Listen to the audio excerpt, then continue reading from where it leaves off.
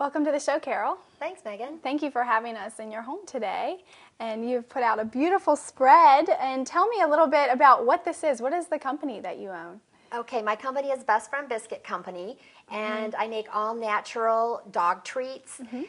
Really, the goal is you will see everything that's in the treats is all human-grade quality. Everything that I put in the ingredients is what we would eat. Okay. So it's here, it's wonderful, and it's extremely healthy for the dogs. And it smells really good, too, so I know that the dogs would love it. Now, today's show is all about women entrepreneurs, and that's exactly what you are with Friend Biscuit Company. And so tell me a little bit about that. Is it challenging starting a business in this area?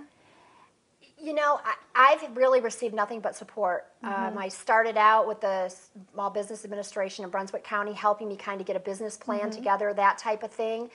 But everyone really has supported the idea. I think it's a huge area of dog lovers. I don't know whether it's my particular type of business. I started out just doing farmers markets because I felt that was a good way.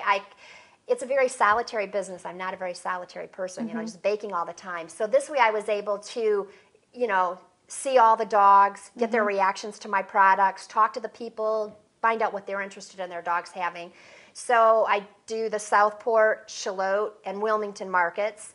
Would do more, but I'm only one person. My husband helps me. Right. But I would like to do a few more this year. But I think the biggest thing that's hard not to fight when you start is to be big fast. Right. You know, I just have that, you know, I want to do this, I want to do that, I want to do this. And I've really tried to pace myself, and I think that's the biggest thing for people to know if they have an idea of a business they want to start, women, to start and just keep it paced where, you know, okay, I've made this much, now I can move on to this. Okay. Now I can move on to this. And it's very hard to control, but ultimately it's a good place to be. Because I think I didn't have to jump off that financial cliff. Right.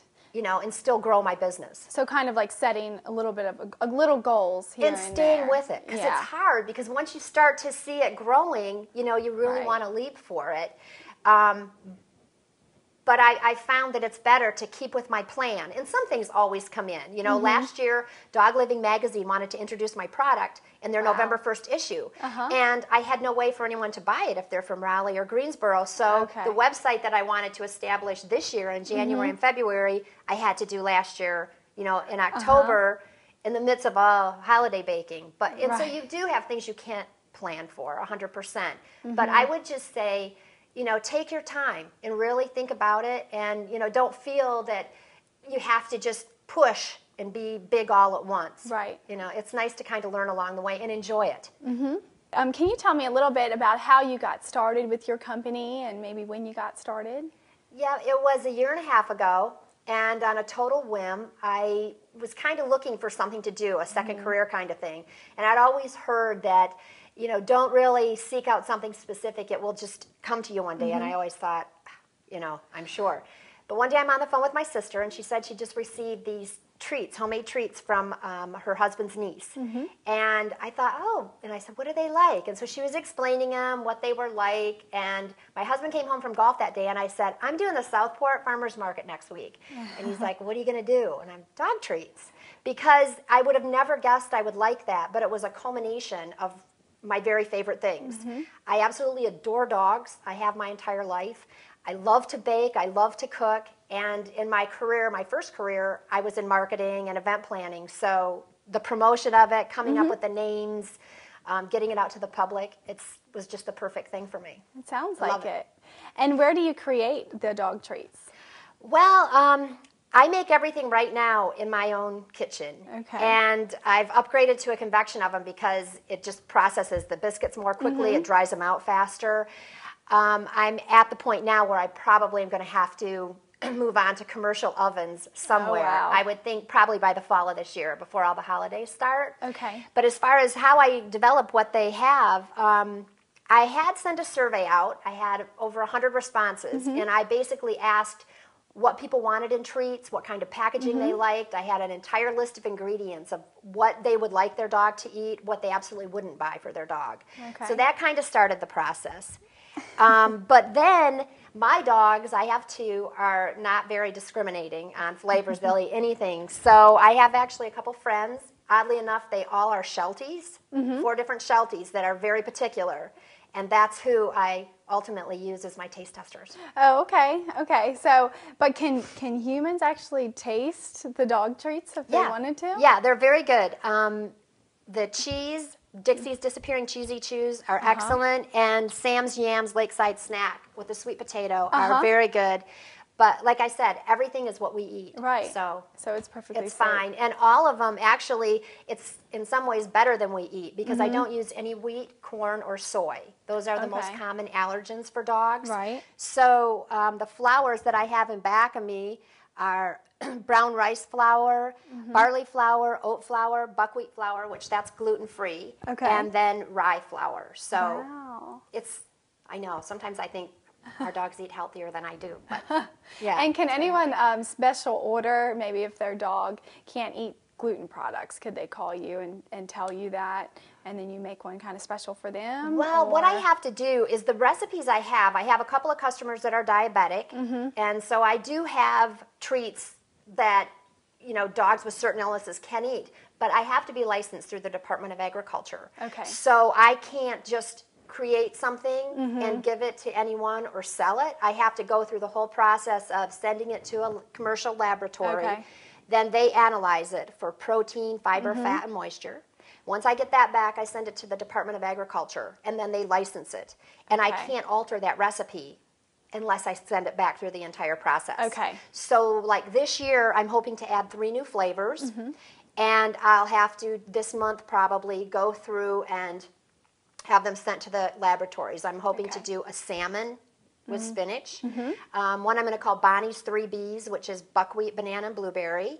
And then the last one is a pumpkin, because that's great for animal digestion. Oh, yeah. I give my dog a little spoon of pumpkin, actually. Yeah, and it'll have a little ginger in it, so it's the tummy fixer treat, I hope. And what are the types that you have now, dog treats? Of the dog treats? Well, I have Ruffles Drops of Love, which that's a gluten-free. It's brown rice flour and oat flour. And then it has carob powder, which is like a dog's chocolate. It comes from a pod in a plant, almost like a cocoa plant. So it's very healthy for them. It has flaxseed, extra virgin olive oil. Sam's Yam Lakeside Snack. That was named after my sister's dog, who lives on a lake in northern Michigan.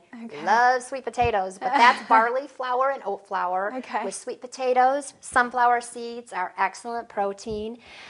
Molasses, which is full of calcium. Calcium and protein are 2 of the biggest things that dogs need. And so it has molasses in it. Then Sophie's Oats with My Liver, Please. That's named after one of my dogs. And I use human-grade liver and then just saute it with extra virgin olive oil for the liver part of it. It has oats. It has oat bran, tomato paste for the lycopenes in it. And then I have Peanuts Ultimate Peanut Butter. That's the gluten-free one. That's buckwheat flour, organic peanut butter, honey, a little unsweetened applesauce, flaxseed, and olive oil. Wow. And then Dixie's Disappearing Cheesy Chews. It's named for our neighbor's pooch, Dixie. That has rye flour, brown rice flour, non-fat plain yogurt, cheddar cheese, and rosemary, oregano, parsley. So they're great combinations. Wow, they sound really good. And I do use, in all of my products, mixed tocopherols, which is a natural antioxidant. It's a vitamin E. And there's just a little bit of that in it because it really helps preserve it. Because they can last just like 4 to 5 months if they're stored properly or refrigerated or frozen. They can last for months and months. Well, great. It really sounds like you have got it down, and I I know don't know about that. Yeah, if my dog were here, she would be drooling over the table right now. I hope so. That's the goal. Or probably pouncing on it, maybe. So, where can viewers find the dog treats for their pets? Well, I have a website, www.bestfriendbiscuit.com, and they can order from there. In this immediate area, I do deliveries like in St. James and Southport on Fridays, and then down by more Ocean Isle, Sunset Beach on Tuesday. But I have businesses that carry them, Cool Dogs, Crazy Cats in Southport. I'm going down Calabash Coffee Dog, should be carrying those, and if anyone needs to find a location to buy them, they can go onto my website, and I have it listed there. Okay. I am doing a couple new things, though, and actually the Calabash Coffee Dog made me think of it. I can imprint the treats with you know, the business name on them, so if they want to just give away treats to dogs, you know, that are in the business or whatever. And then I also have a new product that's a command treat, so they'll say like a command on it. It's just kind of a fun thing, you know. You pick one out. It's sit, shake, speak, and it's kind of nice for gifts. So yeah, that's a great idea. And some of these they're little, so it's great for when you're training your dog to give them the little treats. I know. I'm a big believer in little treats. I started out trying to do some large ones, but honestly, they did not sell that well, and I don't think they need that many extra calories. You know, they think, even if it's small, even a big dog, the little treat's their treat. And, you know, it's low in calorie, it's healthy, and, you know, hopefully they live a longer life. Yeah. Because they aren't around long enough, are they? Well, thank you so much for allowing us to come into your home today. Thank you. Appreciate it.